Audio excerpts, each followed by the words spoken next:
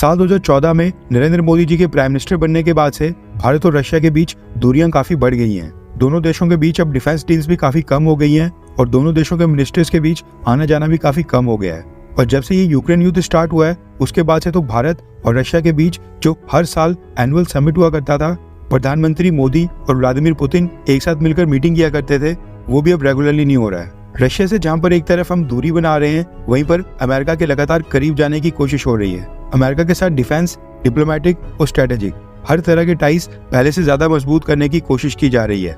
लेकिन भारत के लोगों के माइंडसेट के बारे में जो अंडरस्टैंडिंग, जो समझ रशिया को है, वो अमेरिका को आज से 100 साल के बाद भी नहीं होने वाली है। क्योंकि भारत को डिफेंड करने के लिए हमारे सपोर्ट में रशिया ने जो स्टेटमेंट दी है वो यही दर्शाता है कि रशिया को भारत की अमेरिका से बेटर अंडरस्टैंडिंग है। दरअसल पिछले कुछ समय से आपने देखा होगा कि अमेरिका हरदीप सिंह निज्जर की हत्या को लेकर भारत को लगातार टारगेट कर रहा है। इवन सिख फॉर जस्टिस के हेड गुरपतवंत सिंह पन्नू की हत्या की कोशिश में भारत को आरोपी ठहराकर भारत को इन्वेस्टिगेशन करने के लिए कह रहा है।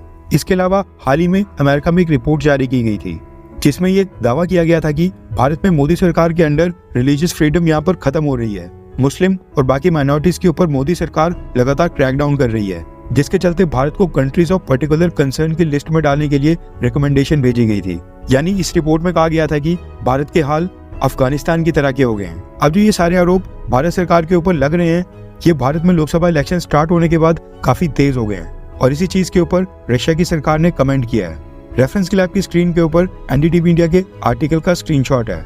रशिया के विदेश मंत्रालय की स्पोक्सपर्सन मारिया ज़ाखारोवा ने पिछले कल एक स्टेटमेंट दी है जिसमें उन्होंने कहा कि अमेरिका को इस बात की बिल्कुल भी समझ नहीं है कि भारत की नेशनल मेंटालिटी और भारत की हिस्ट्री क्या है, यानी भारत के लोगों की क्या मानसिकता है और भारत का क्या इतिहास है।